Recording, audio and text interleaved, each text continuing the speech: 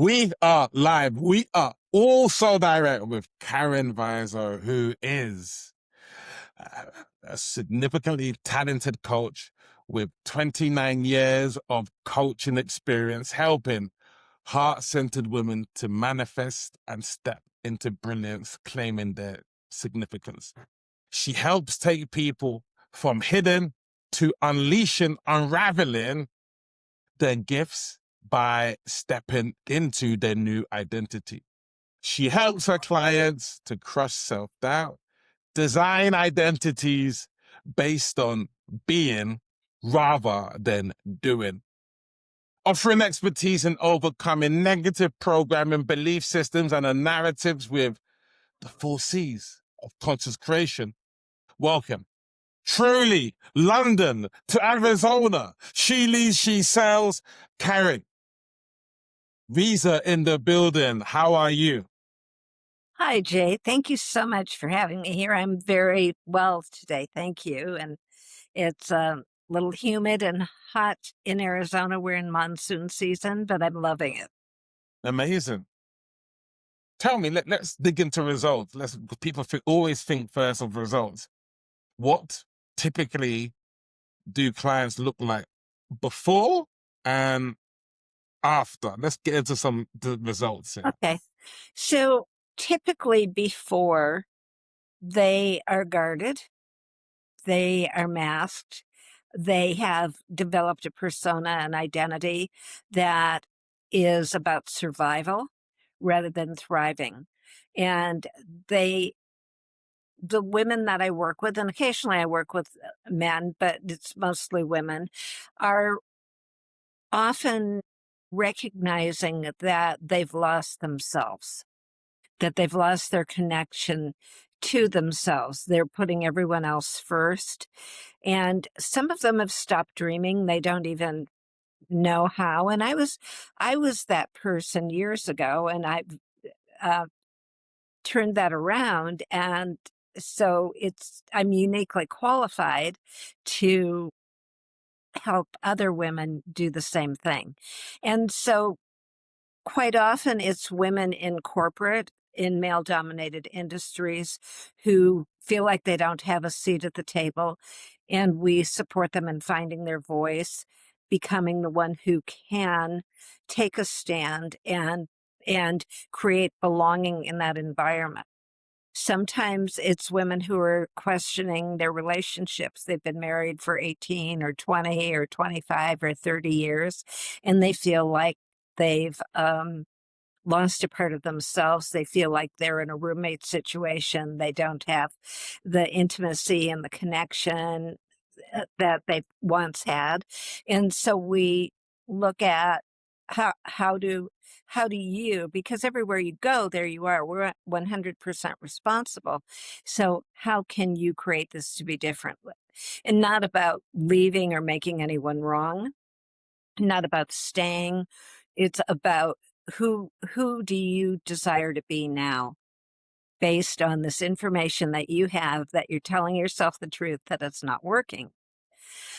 Often I will work with women who have achieved great things. I have a client who works for a nonprofit that she and her friends started 20 years ago. And when they're scaling, she reaches out to me so that we can remove the edges. My clients stay with me for a long time. Okay. Usually I have the oldest client I have, not oldest chronologically, but oldest in terms of working together. And we don't work together weekly, but we work together off and on Yeah. whenever she feels like she needs a tune-up. Yeah. And we've been together for 20 years. Wow. And I met her in person in New York when I was there teaching a workshop years ago, and still working with a device to shift energy rather than knowing that I was capable of doing that. So Wow. she's referred many people to me. Her daughter works with me, very brilliant executive in corporate America, one of the women that's in a male dominated industry. And it's lovely. I love my clients, and I love that they continue. Amazing. And we love that you go deep, because so many people don't go deep these days. So, really, we're lucky to have you, Karen. Yeah, it's if we don't tell ourselves the truth, Jay, about what we have or what we're lacking, because I find for most people there's a pattern. And they'll come to me and they'll say three different things that they'd like to work on. And my work is not cookie cutter, it's very intentional and it's Yes. very specific to the client.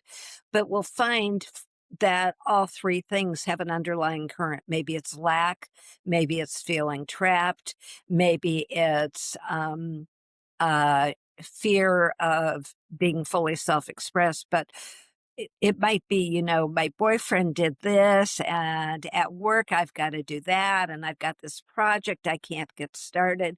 But it's always this. There's one thing underneath all of it. I find quite often. Wow. Amazing. So Well, we find the thing. brilliant. How do you find a thing? How do you find the limitation? Do you use a whiteboard, map out the ideas? Do you follow some sort of process? How do you find the block? Well, I've studied consciousness for many years, Jay, and Mhm. I know a lot about the programming, conditioning, narrative, belief systems that get created before we're 7. And it's a great question that you've asked because the first 7 years of our life, we're not operating from the intellect. We're operating from the reptilian brain, the amygdala, a real part of your brain, and then the limbic brain. And so we're not given the tools as children to feel our feelings, to be present. We're in this frenetic world with all this activity and people rushing around and being overwhelmed. And so being present and feeling your feelings is not modeled. So as a result, what happens, what in my experience, what happens is if you can imagine a funnel, at the top of the funnel is the field of all possibility. That's where everything is available to us. And over time, we spiral downward, and most people end up operating in that lower 20%. And they feel like they're trapped. They feel like they're in a pressure cooker. And a lot of this is because they have never been taught how to use their bodies as a compass, how to navigate via what they're feeling, not that emotional out of control feeling, but the true depth of what is your body telling you, because your body's a compass and it will never lie to you. So I use muscle testing, kinesiology, to navigate every session. And so, for example, I can, with someone's permission, muscle test on their behalf. And so I can do it like this with my finger. I can do it like that with my finger. I can do it with a pendulum. There are many ways I can do that. And depending on what we're discussing and what I'm guided to, that's what I'll use. And so it's very simple. I'll simply say to my clients, what is it that you'd like to focus on? What do you want to be different? What outcome would you like to create as the result of our time together?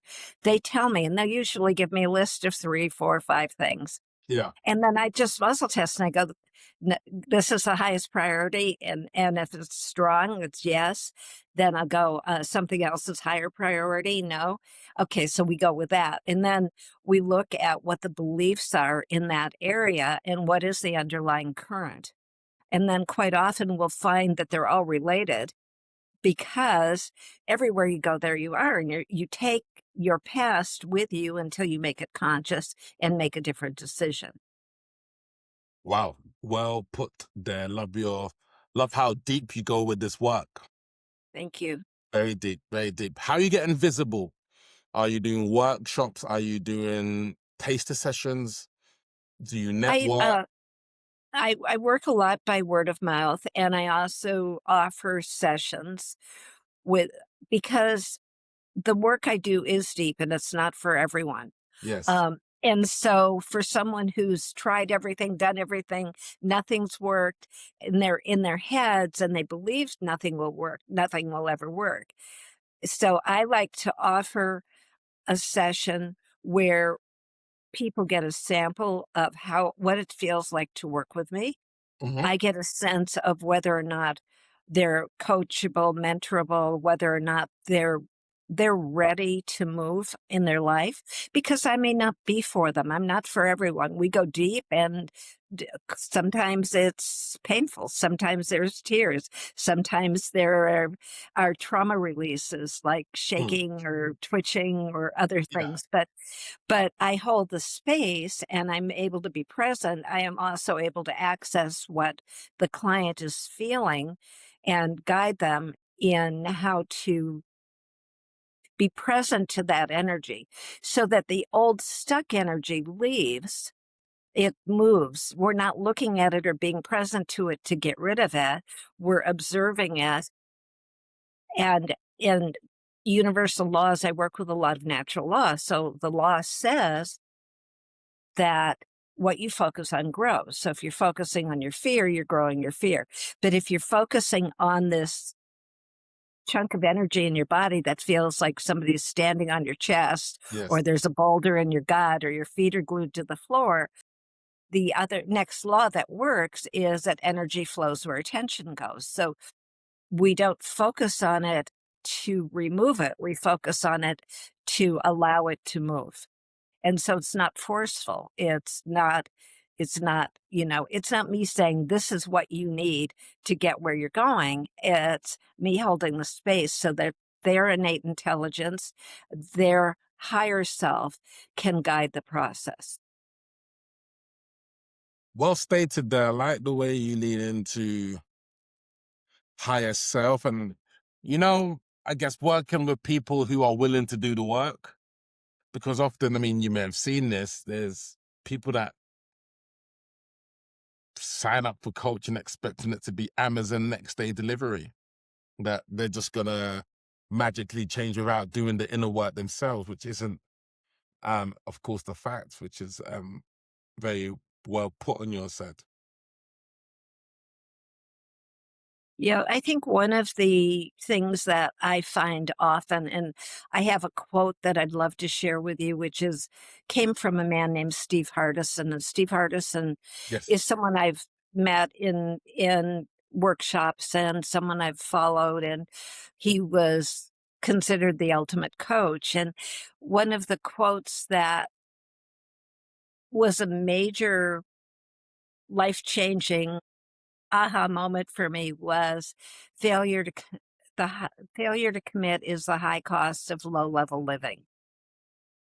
Failure to commit is the high cost of low-level living, Yeah. and I live by that, because if you are not committed, then nothing happens. It's same old, it's Groundhog Day, and that's one of the reasons I love serving people when they come to me and we have a complimentary session.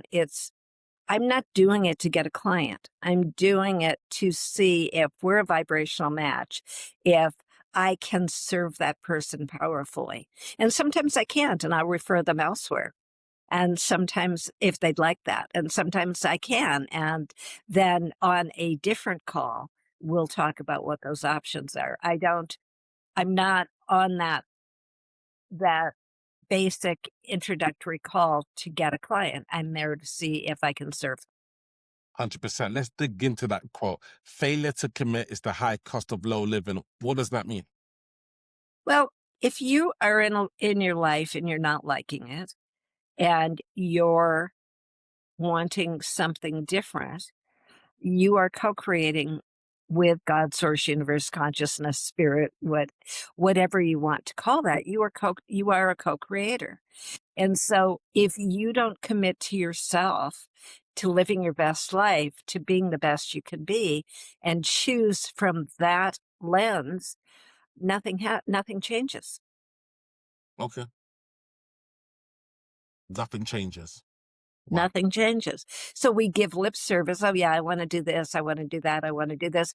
And I tell a story to my clients. Years ago, I was living and working in Honolulu.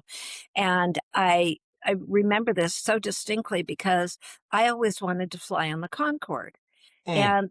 And I kept having these ideas, I wanna fly on it, and I had this story, "I can't afford it, I don't have the time, I'll do it eventually." And then one day, when I was on the Big Island on the news the Concorde was retired and no longer flying. And so, had I committed, in hindsight, I can look back and I could go, I had the money, I had the time, I did not commit to creating that experience for myself. And I think that's how a lot of people live life unconsciously. I really love that. And I think in this book over here, to see if I've got the copy of that book, 10x is easier than 2x. Yes. This author, Dan Sullivan, he comes up with the whole element of, first of all, you have to commit, then you need to step into courage, and then comes competence, because with courage, you're going to not get it straight away, right? And Right. then there's competence and then confidence. And they say Yeah. the ultimate confidence comes from the competence, and that competence can only come through courage, which takes repetition, being vulnerable, asking for questions, getting a mentor, all of these sorts of things. So yeah. Yeah, all of these sorts of things. Let me know what are you reading right now, and what golden insights can you get from it? Yeah. I am rereading a couple of different books, and one of the books that I'm rereading is The Untethered Soul. Yes. And I love Michael that. Singer. Michael Singer, right? Yeah. Yes. Yes, and it's quite a good read. I read it first probably 15 years ago. It's been a while.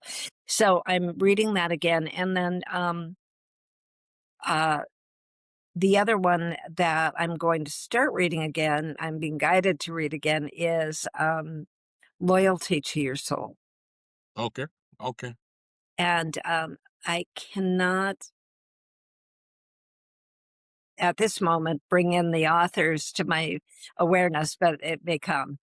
But it's called Loyalty to Your Soul, and it's a incredible, incredible book, which I read about 3 years ago, and I'm being guided to go there again. Amazing. Thank you for your time today. Let them know how they can get in contact with you and who you're looking for in terms of serving. Okay.